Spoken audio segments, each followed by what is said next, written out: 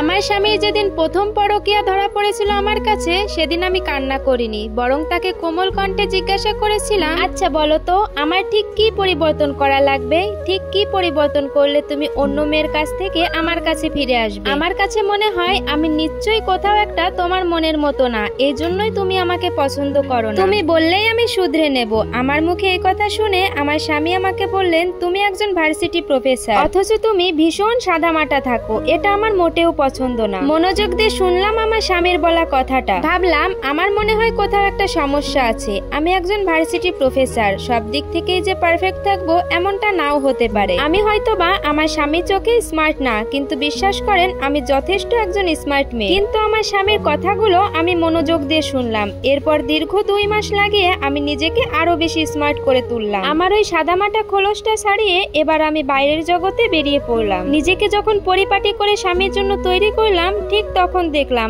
আমার স্বামী তাতেও আমার উপর সন্তুষ্ট না। দ্বিতীয়বার আমি আবারও তাকে অন্য নারীর সাথে হাতে নাতে ধরলাম। সেদিনও আমি তাকে ঝগড়া না করে নরম কণ্ঠে বললাম, তুমি না আমাকে আধুনিক হতে বলেছিলে, স্মার্ট হতে বলেছিলে, আমি তো তোমার কথা মতোই আধুনিক হলাম, তারপরেও আমার মধ্যে কি সমস্যা বলো তুমি? তাহলে আবার কেন এসব করছো? তুমি যা যা বলবে আমি ঠিক সেভাবেই নিজেকে শুধরে নেব, পরিপাটি করব। তারপরও তুমি এসব করা বাদ দাও, কারণ আমি শুধু তোমাকেই ভালোবাসি আর তোমাকেই চাই। তুমি শুধু একবার বলো প্লিজ, আর কি কি করলে তুমি এসব করা বন্ধ করবে আর অন্য মেয়ের দিকে ফিরেও তাকাবে না। এ কথার উত্তরে আমার স্বামী আমাকে বলল, তুমি সরল সোজা তোমার ধরন পাল্টাও। আমার প্রতি এত ন্যাকামি ভালোবাসা এগুলো ছাড়ো, এগুলো দেখলে আমার বিরক্ত লাগে। মানে হচ্ছে আমি আমার স্বামীকে প্রচুর ভালোবাসি, প্রচুর শ্রদ্ধা করি, আর এই বিষয়গুলো তার কাছে বিরক্ত লাগে। আমি খুব সহজেই তার কথাগুলো মেনে নিলাম, স্বামীর কথাই বদলে গেলাম। তাকে আর অতিরিক্ত ভালোবাসা দেখায় না, স্বামী ভক্তও দেখায় না। যদিও আমি আমার স্বামীকে মনে প্রাণে খুব ভালোবাসি, কিন্তু এটা সামনাসামনি প্রকাশ করি না। এভাবেই কেটে যায় আরো কয়েক মাস। তারপর আমি আমার স্বামীকে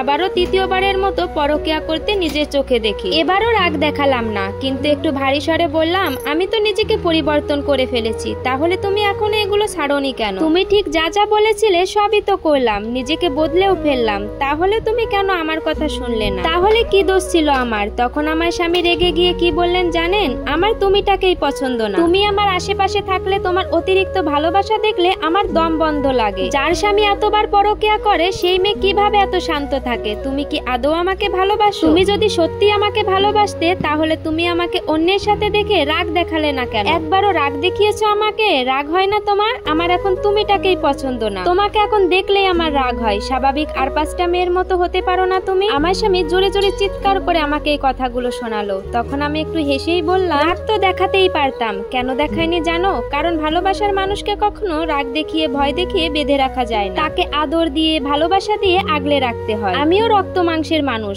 আমারও রাগ অভিমান হয়, কিন্তু আমি চেয়েছিলাম আমার ভালোবাসা দিয়েই তোমাকে ফিরিয়ে আনবো। কিন্তু দিন শেষে দেখলাম আমার সবকিছুই ব্যর্থ চেষ্টা হলো। আসলে আমার আগেই বোঝা উচিত ছিল যে ছেড়ে চলে যাবে সে শত অভিযোগ দিয়েও ছেড়ে চলে যাবে, যেটা আমি এখন হাড়ে হাড়ে বুঝতে পারছি। যাই হোক, তোমাকে মুক্ত করে দিয়ে গেলাম, আমি আর তোমার সাথে থাকবো না, তুমি ভালো থেকো। যাই হোক, আমরা এই স্টোরিটা থেকে একটা শিক্ষা নিতেই পারি যে কাউকেই মাত্র অতিরিক্ত ভালোবাসা দেখাতে নেই। আর সে যদি একবার বুঝতে পারে যে আপনি তাকে প্রচুর পরিমাণে ভালোবাসেন, তাহলে বিশ্বাস করেন সে আর আপনাকে শান্তিতে বাঁচতে দিবে না।